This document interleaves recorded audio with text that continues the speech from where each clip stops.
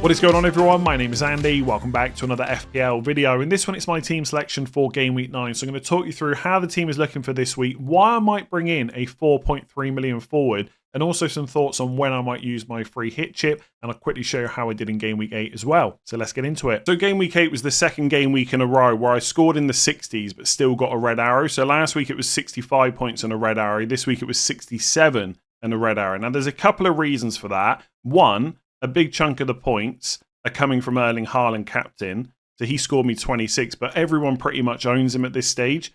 So the points that he scores are basically meaningless, but also there's lots of chips being played.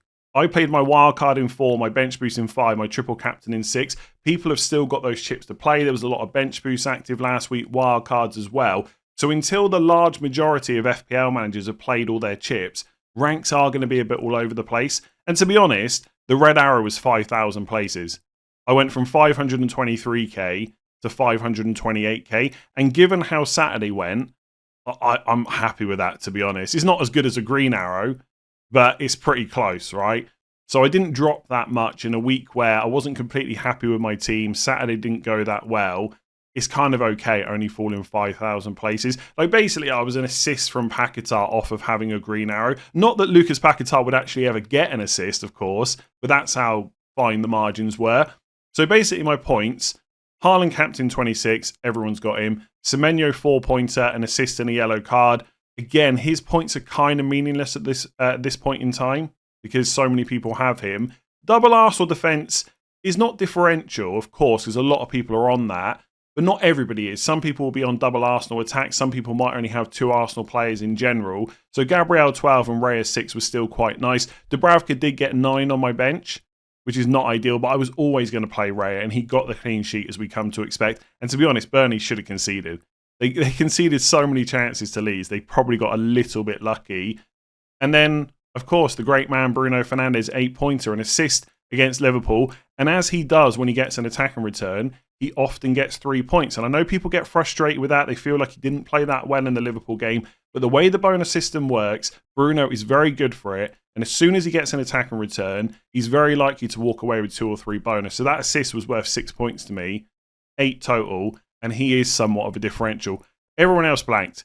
Gyökeres blanked again, scored twice in the Champions League. Virgil van Dijk got DEFCONs, finished on 3 points, but didn't keep a clean sheet. What did he go and do in the Champions League? Got a goal. Senesi 2-pointer who came on for Evan Nielsen, who was injured. We didn't know that before the deadline. Reinders 1-pointer off before the 60th minute. Lacroix feels like he's done basically nothing for me since I wildcarded him in. It almost feels like he's the worst Crystal Palace defender to own right now. Interestingly, he is on 38 points, which I think is 2 more points. This for the season is 2 more points than Salah. It's 2 more points than Bruno Fernandes. 1 more point than Jack Grealish. Obviously, Grealish did miss 1 game because he was on loan from Man City. But Lacroix's done okay this season. Just since I got him in, he hasn't done much.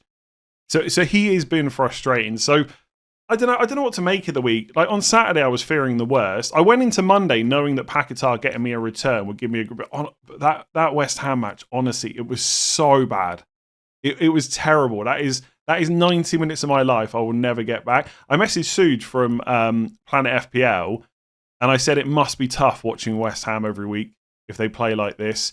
So Paquetá is super frustrating, but not the only one in the team. So yeah, I'll take a 5k red arrow, honestly, because I wasn't completely happy with my team. I'm not completely happy with it going into Game Week 9, but I do feel on the horizon, Game Week 10 onwards, things will look a little bit better. So if I can just get through the next week, hopefully with a green arrow or a very small red, I will probably take that, especially when people have still got chips to play, whereas I've only got my free hit left. So yeah, Game Week 8 could have been better, but that Bruno Fernandes assist was enough to make it a nice week for me. Let's talk about Game Week 9. So for Game Week 9, it's 2 free transfers and 0.7 million in the bank. So there is a little bit of flexibility if I want to make some moves this week. My defence basically picks itself. So Raya in goal against Crystal Palace at home, Dubravka on the bench against Wolves away. You could definitely argue that Burnley have got the easier fixture, but Burnley defence is nowhere near Arsenal. In fact, Arsenal's probably the best defence in the league and Burnley is probably the worst.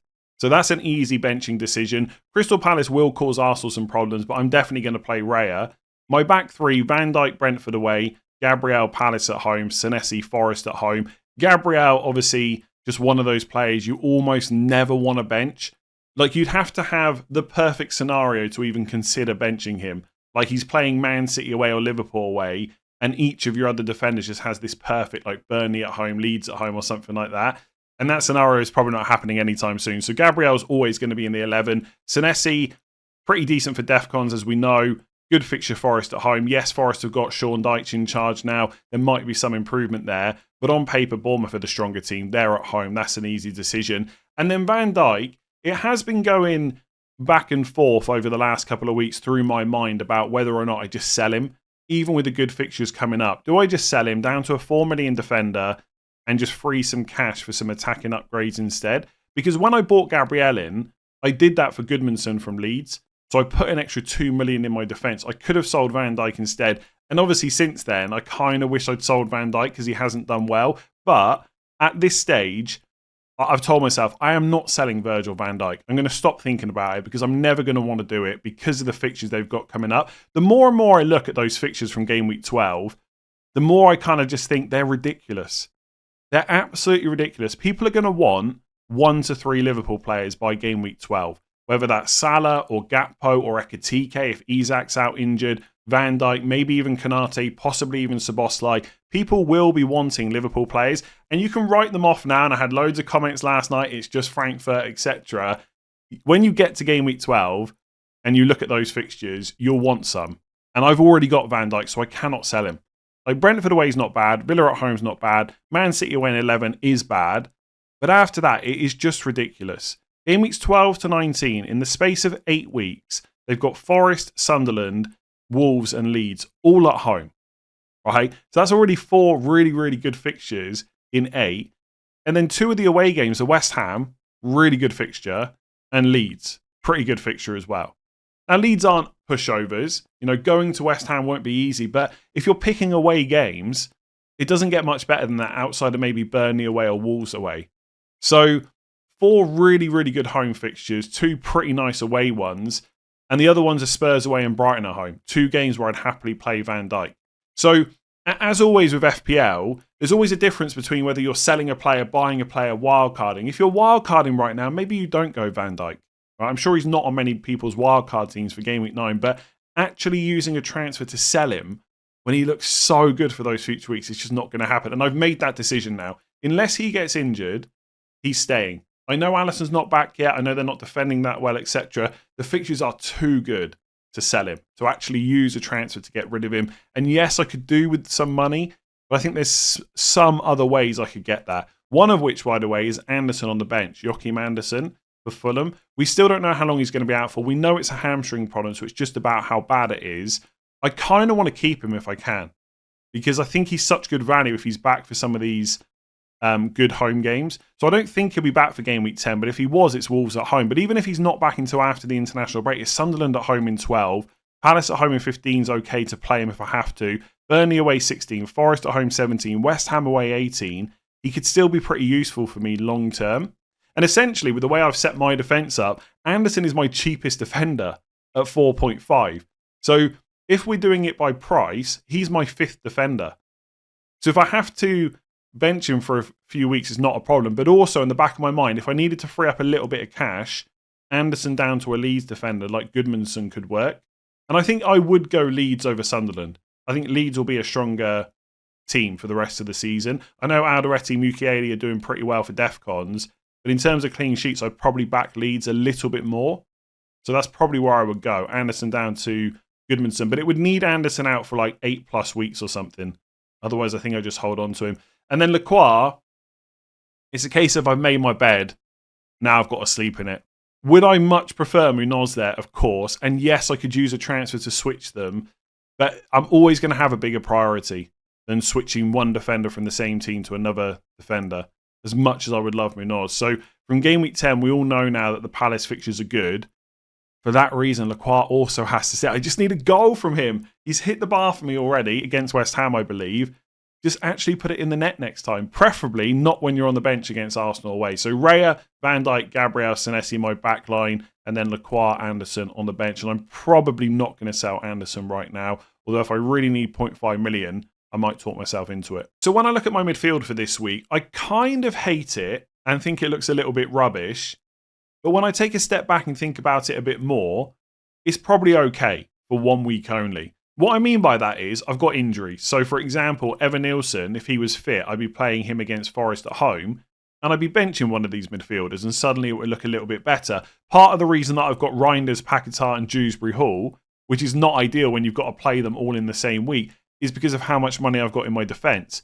And this week it's not great because Anderson's got Newcastle away and he's injured. Lacroix's got Arsenal away.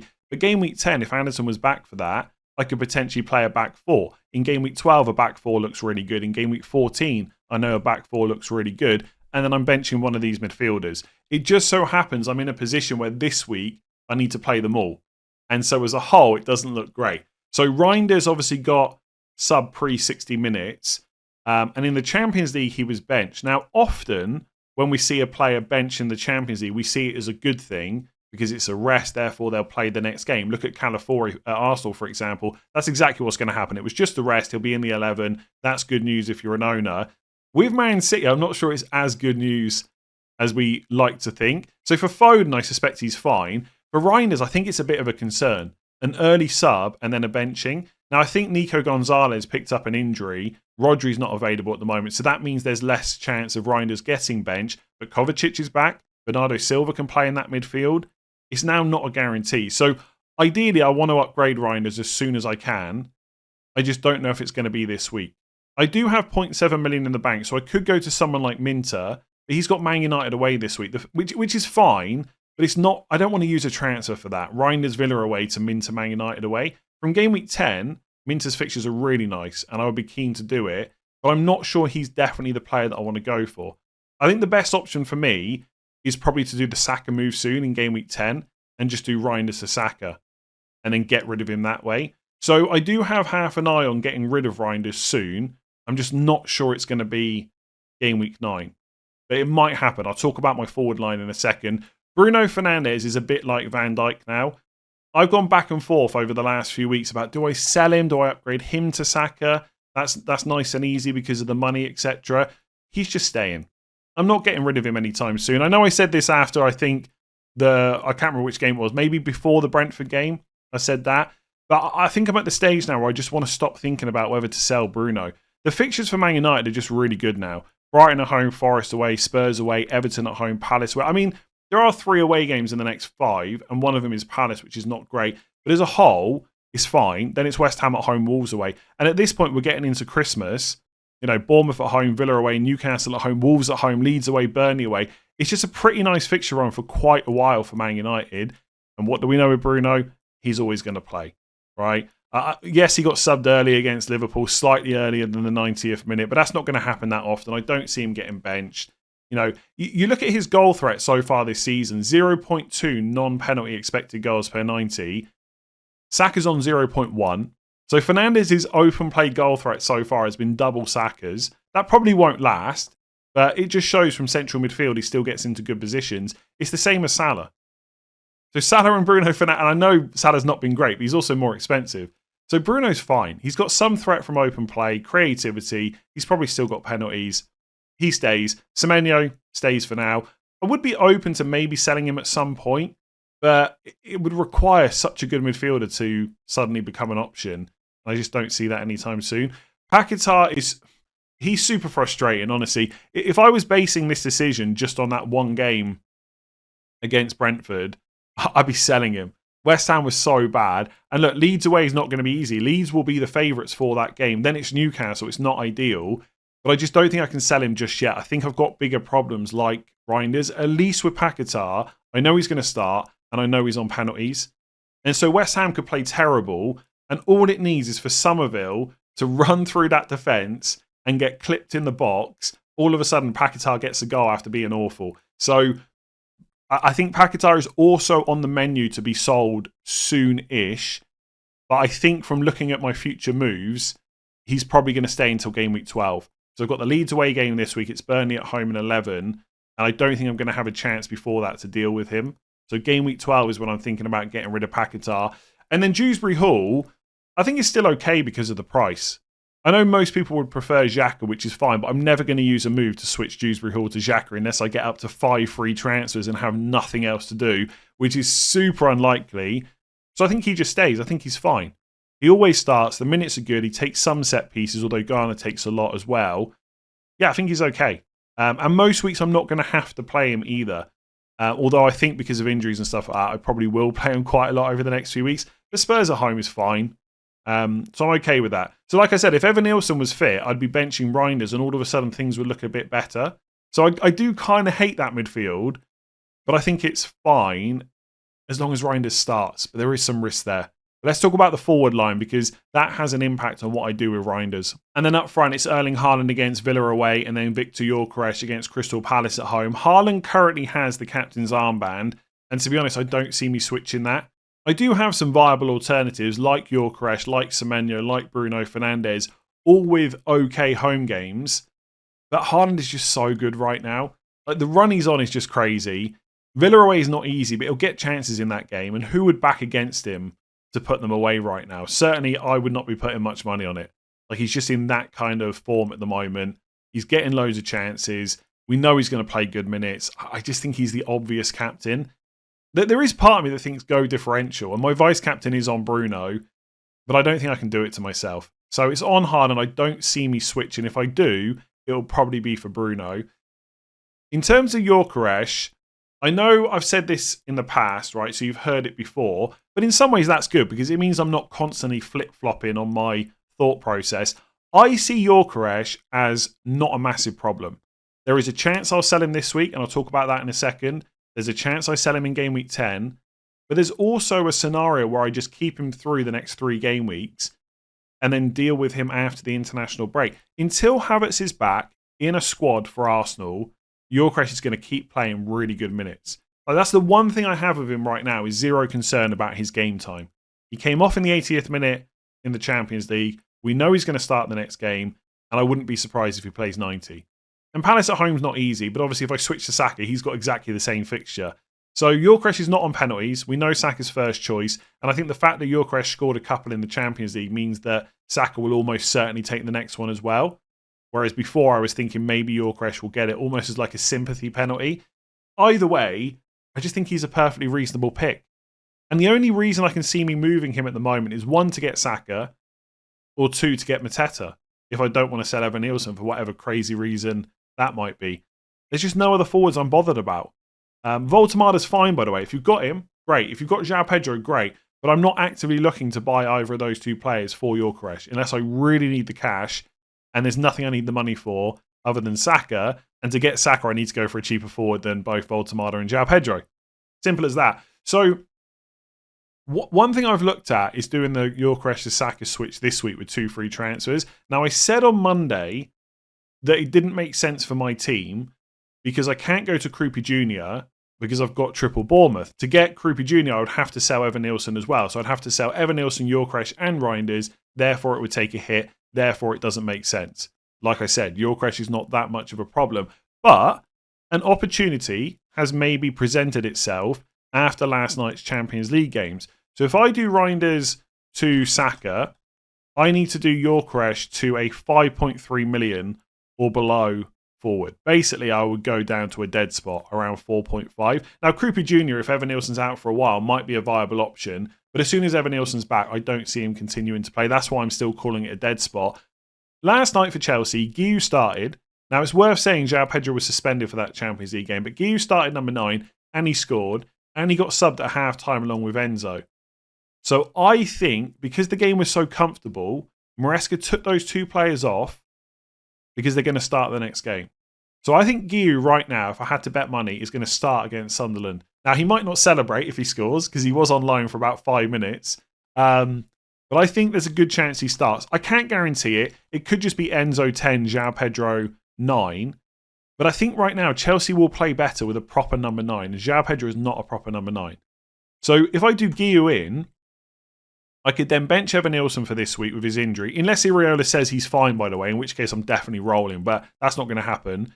I play the 5 midfielders, which suddenly looks better because I don't have Reinders. So Semenyo, Dewsbury Hall, Saka, Fernandes, Paquetá.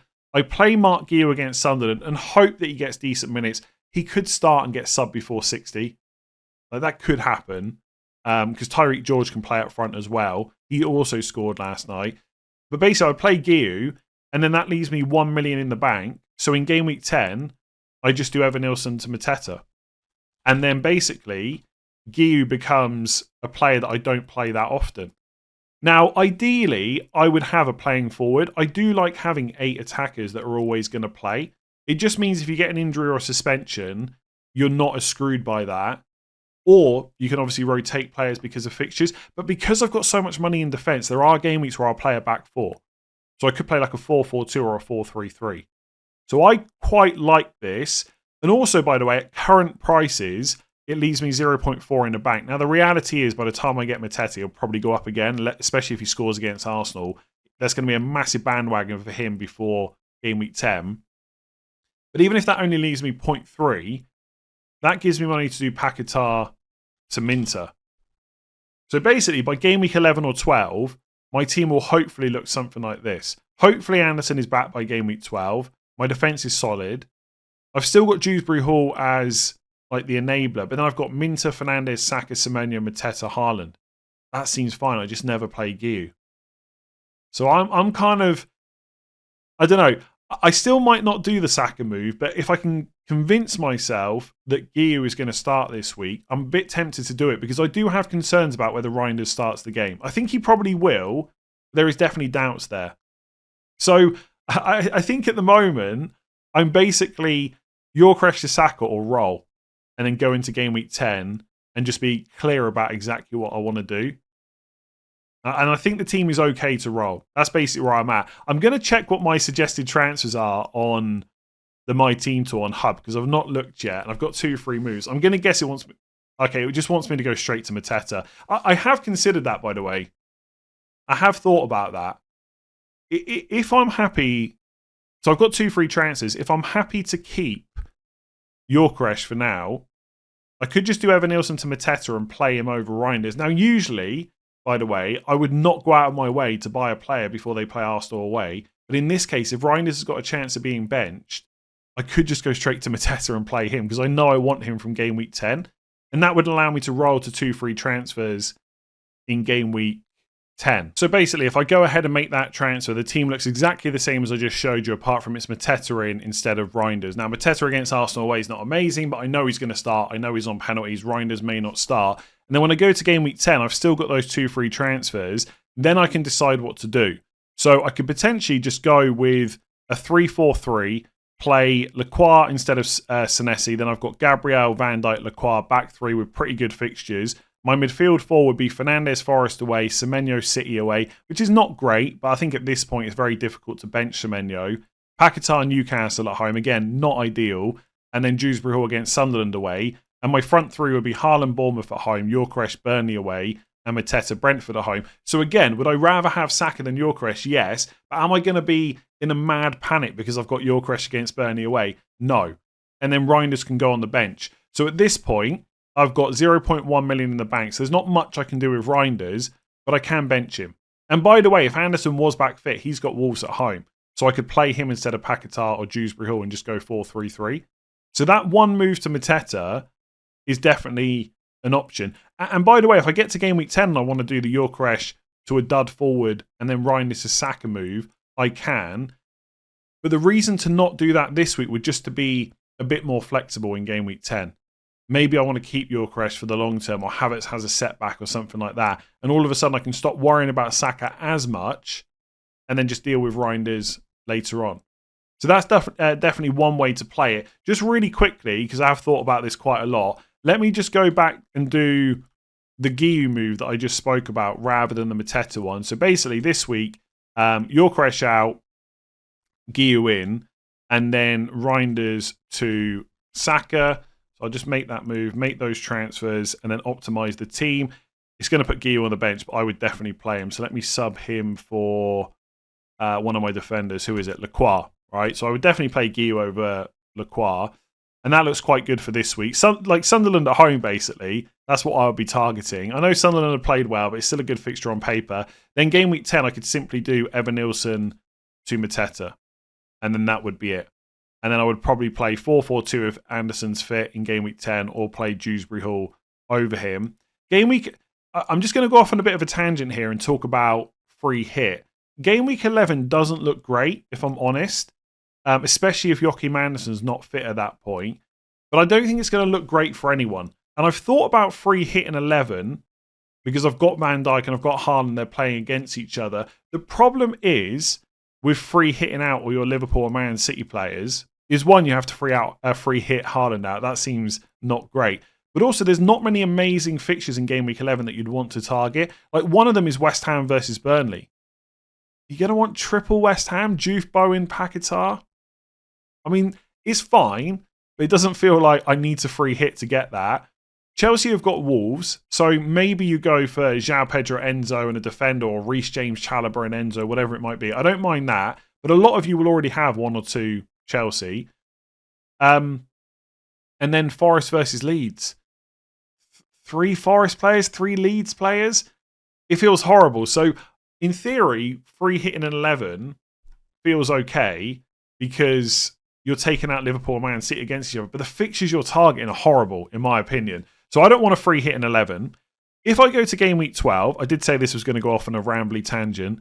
My defence looks really good. So I've got Gabriel Spurs at home, Van Dijk Forest at home, Anderson Sunderland at home, Senesi West Ham at home, Lacroix Wolves away. Even if Anderson wasn't fit, I could just sell Paquetá to Minter and just play him instead, because I'd have the money from doing that Guiu move. And by the way, as much as Krupi Jr. would be the better option if Evan Nielsen's out for a while, Guiu is 0.2 million cheaper, and that could be very useful later on. So then, let's say Anderson isn't fit, I play Minter in a 4-4-2. Now, I don't have Salah at this point. He's got Forest at home in 12 and Sunderland at home in 14. Now, I know right now everyone's writing him off, he's terrible, etc. He would still be my favourite captain in those 2 weeks, I think, on paper. But the whole team looks really good, in my opinion, how I could potentially set it up. Like, if I got to this week with no other issues, that team looks really good. So am I really going to free hit that? No, I don't think so. And the thing is, if your team looks good in 12, it probably also looks good in 14 when Salah has Sunderland at home. Like, just to quickly read out my team in game week 14. Raya Brentford at home, Gabriel Brentford at home, Van Dijk Sunderland at home, Senesi Everton at home, Lacroix Burnley away, Minter Villa at home, Semenyo Everton at home, Fernandes West Ham at home, Saka Brentford at home, Mateta Burnley away, Haaland Fulham away. Am I really free hitting to get Salah? No. So I actually think right now, free hit 13 might be my best week, which is going to feel a bit stupid because Haaland's got Leeds at home. He's the best captain that week. So I'd be free hitting with Haaland in my actual team to keep Haaland. But a lot of my defenders are away. So Gabriel's away to Chelsea. I've got Raya obviously as well. Van Dijk's okay against West Ham away. You know, Fernandes is Palace away. Minter is Forest away, which I guess is okay on paper. Saka's Chelsea away. But there are better fixtures to target. So in game week 13, you've got Man City versus Leeds. So I've got Haaland, I can add another 2. Now that might be tricky to get 2 nailed players, but hopefully by game week 13 we'll know who that is. I wouldn't mind triple Brentford against Burnley. The likes of maybe Utara, Thiago for sure, one of the defenders, Coyote, maybe someone like that. Maybe Vandenberg for defensive contributions. And then, I mean, maybe even get some Liverpool players in for West Ham away. If I've only got Van Dijk, maybe I go and get Gakpo for that week. So adding 2 more Man City and a few Brentford against Burnley, that feels better than free hit in 11. So it might be this weird situation where I get to game week 12 and I think I just don't want to make the moves to get Salah, and that free hit 13, even though I already own Haaland, might be the best move. Either way, as much as I like Gyökeres, I do think getting Saka soon makes sense just for the overall setup of the team, because it also frees up funds to get Paquetá to Minter in game week 12. And like, just having that dead spot on the bench it's not that bad for my defence. Like, there's so many weeks where I would just play a back 4.